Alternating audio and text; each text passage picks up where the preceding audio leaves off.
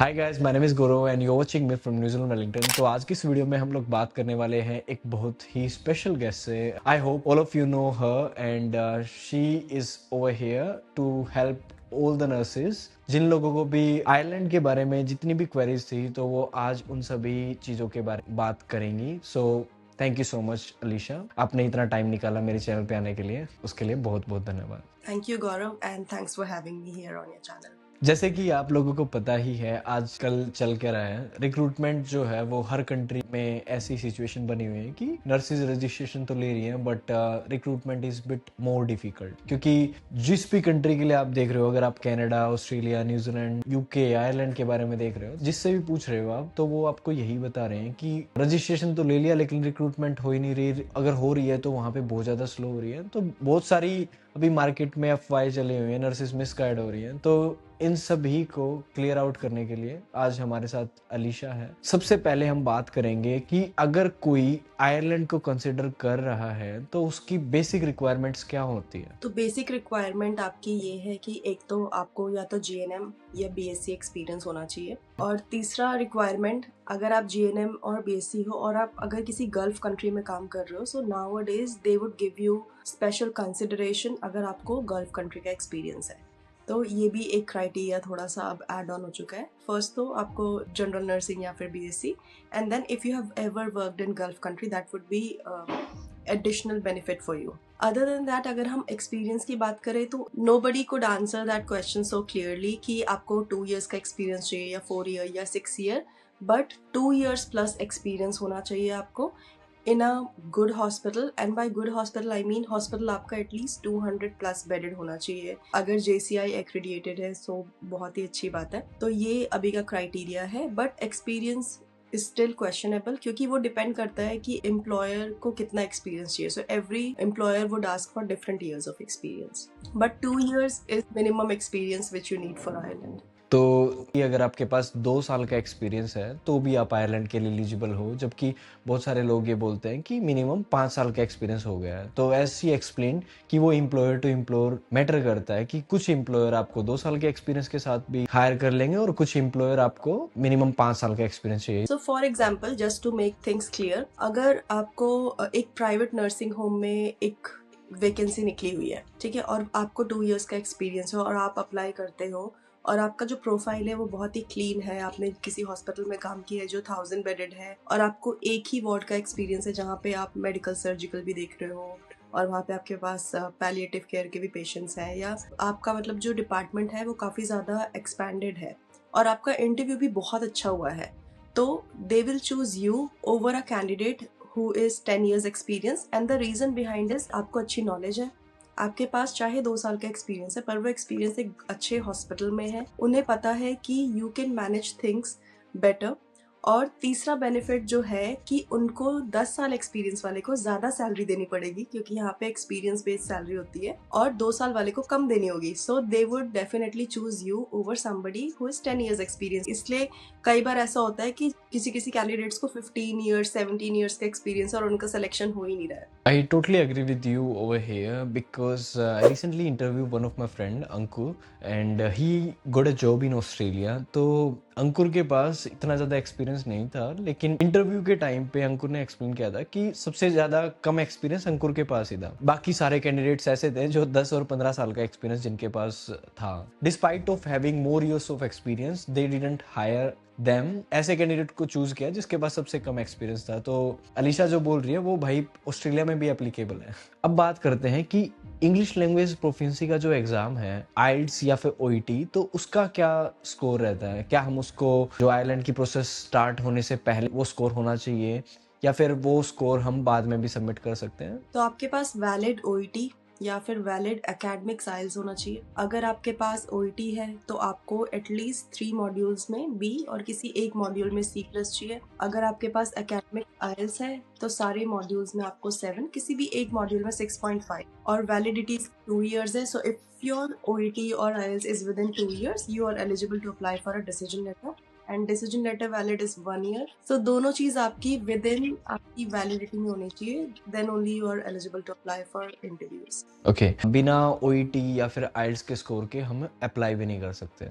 I would not recommend that because that's not a very good pathway to choose. अभी हम recruitment की बात कर ही रहे हैं, तो अभी आयरलैंड में रिक्रूटमेंट का क्या सिस्टम चल रहा है? हायरिंग हो रही है या फिर नहीं हो रही या फिर फ्रीज हो रखी है? तो इसके बारे में बहुत संशय बना हुआ है। तो बहुत सारी ऐसी नर्सेज है जो एजेंट्स के पास चली जाती हैं and they will tell them बहुत सारी अलग अलग कहानियां, बेसिकली वो उनको सुना देते हैं। आज जब हमारे पास अलीशा है तो हम अलीशा से क्लियरली पूछते हैं कि क्या सीन क्या है exactly. So talking about agents, तो यहाँ से मैं शुरू करती हूँ डिसीजन लेटर से। तो कुछ नर्सेज जैसे ही वो अपना ओईटी या आइल्स क्लियर करते हैं, वो डिसीजन लेटर के लिए एजेंट के पास चली जाती है। Now I have spoken to so many nurses जिन्होंने एजेंट को सिर्फ डिसीजन लेटर के लिए 1.5 लाख रुपए दिए हैं। ये मतलब ये बहुत स्मार्ट मूव नहीं है, और उन्होंने इतने पैसे इसलिए दिए हैं क्योंकि उनको एजेंट्स ने जॉब गारंटी दी। उनको एजेंट ने बोला कि अगर आप हमसे डिसीजन लेटर लोगे तो आपको जॉब गारंटी मिलेगी, आपको जॉब जरूर मिलेगी। बट ऐसा कुछ नहीं है। अगर आयरलैंड में जॉब है और अगर आप डायरेक्ट भी अप्लाई करते हो, you will get the job, you will get the interview. तो अगर आपको कोई एजेंट बोल रहा है कि आप मुझे 70,000 दे दो, आप मुझे 80,000 दे दो और मैं आपको जॉब गारंटी दे रहा हूँ, तो don't fall for such type of thing. ठीक है, कोई भी आपको ऐसे जॉब गारंटी दे रहा है, वो आपको जॉब नहीं दे सकता अनटिल अनलेस कि उनका कोई इंटरनल लिंक हो। और अगर कोई ऐसा इंटरनल लिंक है तो आप एक बार गूगल पे न्यूज सर्च करो कि ऐसे बहुत सारे लोग इलीगल एक्टिविटीज में पकड़े गए हैं जो कि प्राइवेट नर्सिंग होम में नर्सेस को पैसे दे करके यहाँ पे जॉब दे रहे हैं। So that wouldn't be a very good pathway for yourself to choose while you are in India. तो यू शुड बी अवेयर कि अगर कोई एजेंट आपको जॉब की गारंटी देता है तो खुद ही देखो, अगर आपके पास वैलिड एक्सपीरियंस भी नहीं है, ओईटी का स्कोर भी नहीं है and they are just playing with your life. अगर एजेंट्स आपको इतने सारे मीठे सपने दिखा रहा है तो दाल में कुछ काला है। Don't fall for these kind of things. I would recommend कि आप अलीशा से बात कर लो।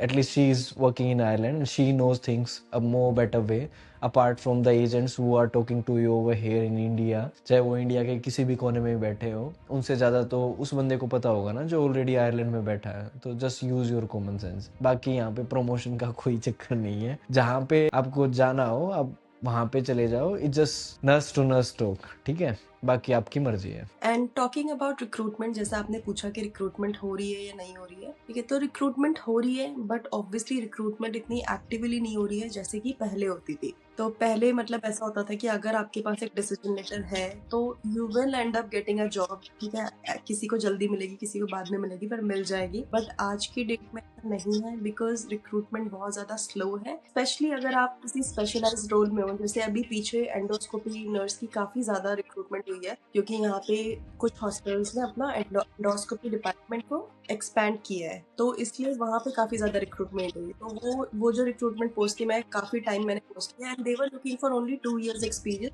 पर आपको 2 साल का एक्सपीरियंस होना चाहिए। नाउ ऐसी भी बहुत सारी नर्सेज है जिनको इंडिया में एंडोस्कोपी एक्सपीरियंस था, मोर देन 2 years का था, बट फिर भी उनको इंटरव्यू नहीं मिला। Main reason for that is your cover letter and your CV. तो if your cover letter and CV is not nice, obviously why they would approach you. अगर आपने एक बहुत ही बेकार सी ईमेल लिखी है उनको, तो उनको पता है कि इस दुनिया की ईमेल ही इतनी बेकार है, इसका सीवी भी ऑर्गेनाइज नहीं है, तो I mean this person is not even ready for anything. So that makes a huge impact on your employer or an agent or agency. I totally agree with Alisha over here. बहुत सारी nurses जिनके पास New Zealand Australia का registration आ जाता है, उनको ऐसा लगता है कि जॉब बस अभी मिल ही जाएगी। अभी मैंने अपने टॉपमेट पे एक सर्विस लिस्टेड की हुई है, सीवी और कवर लेटर। मैं आपको यहाँ पे ऑनेस्टली बता सकता हूँ, मेरे ख्याल से 700 से 800 कैंडिडेट्स ने टॉपमेट पे मेरे से बात कर चुके हैं। उनमें से मैंने कभी भी जिसने भी सीवी और कवर लेटर की सर्विस चूज करी है, कभी मैंने आज तक ऐसा नहीं देखा कि उसने बहुत ही अच्छा सीवी और कवर लेटर बना रखा हो।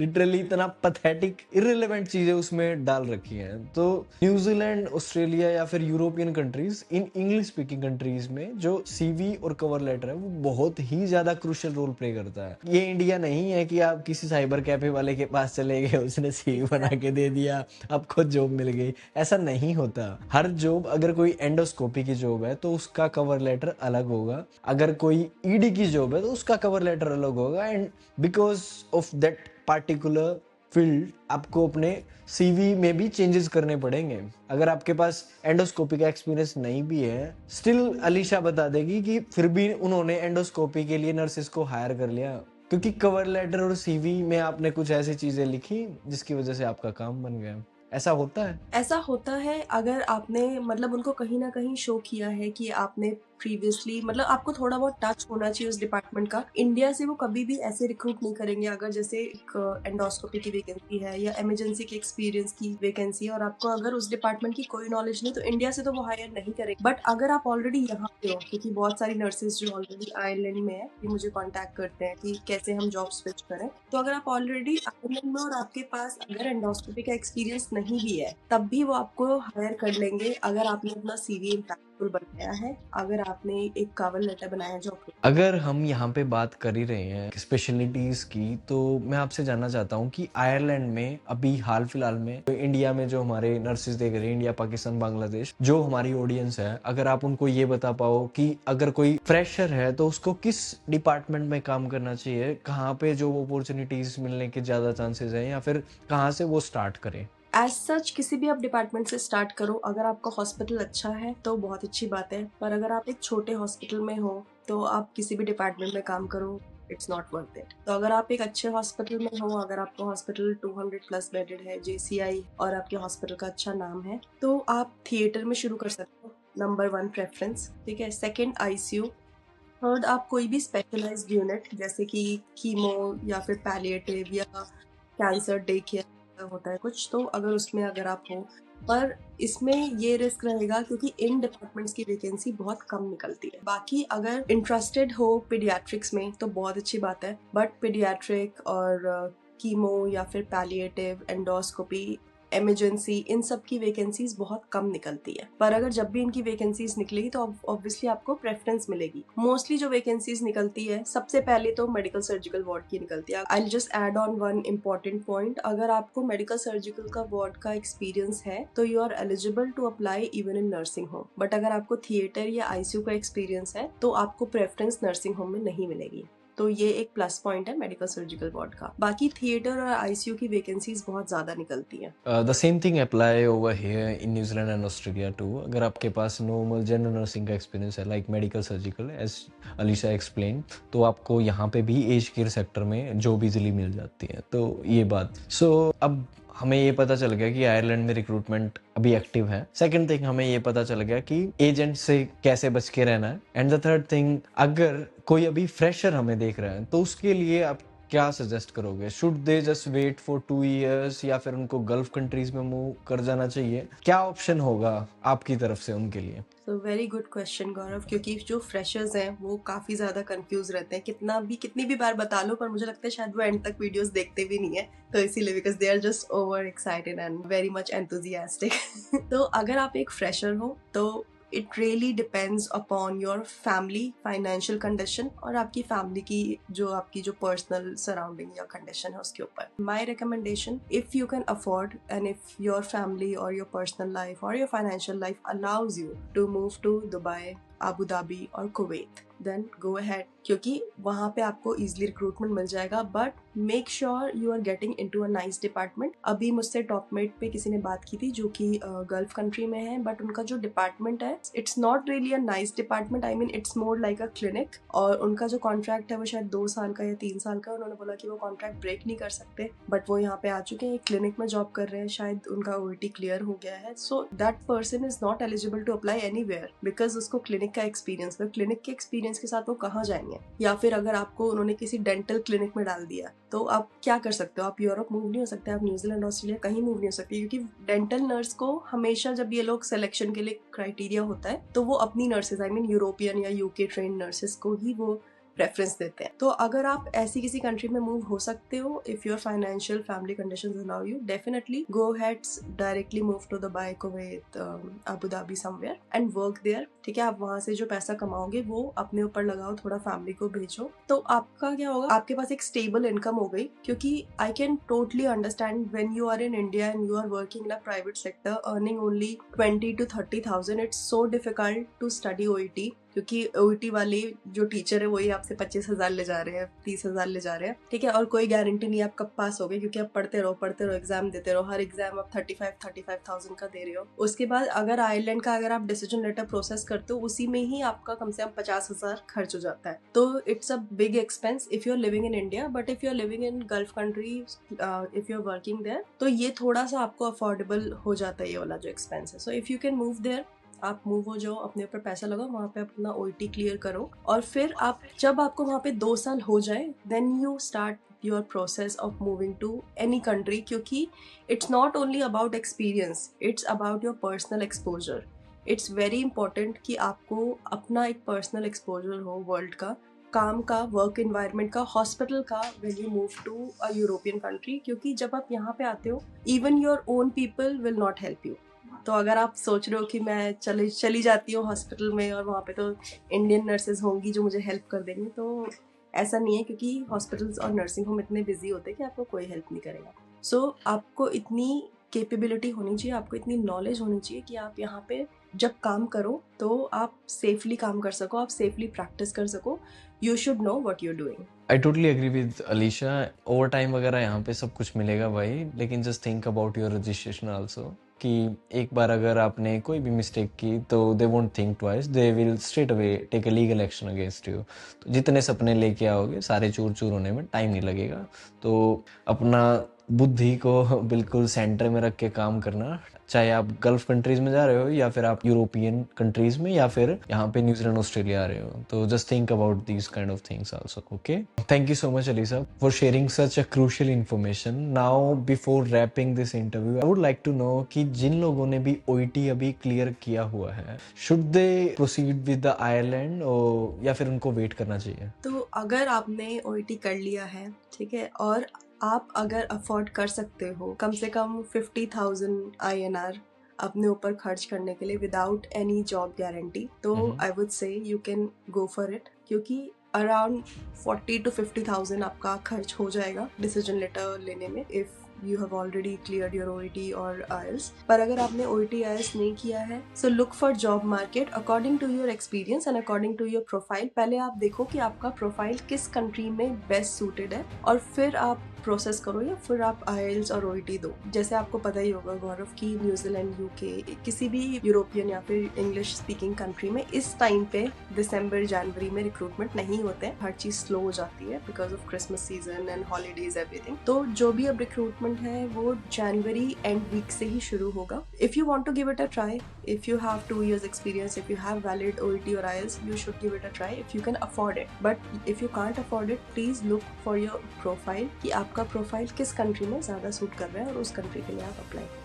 Thank you so much Alisha for this, and आपने इतना टाइम निकाला उसके लिए भी आपका बहुत बहुत धन्यवाद। जिन लोगों को नहीं पता उनको बता देता हूँ भाई, अलीशा कल रात को एक पार्टी से आई थी और 6 घंटे का भी ब्रेक नहीं लिया, and she straight away agree for this interview in a very short time. So thank you so much. Thank you, Gaurav, and thanks for having me again, and all the best to everybody who is watching this video. Alright guys, don't forget to like this video and share it with all of your friends. And अगर आपने और videos नहीं देखी तो भाई मैंने clarity corner with गौरव सेजवाल पे बहुत सारे पॉडकास्ट डाल रखे हैं, जिसमें आपको आयरलैंड, यूके, न्यूजीलैंड, ऑस्ट्रेलिया, सारी कंट्रीज की नर्सेज का कंपैरिजन भी मैंने वहाँ पे डाल रखा है, जो आपको किसी भी यूट्यूब चैनल पे नहीं मिलेगा।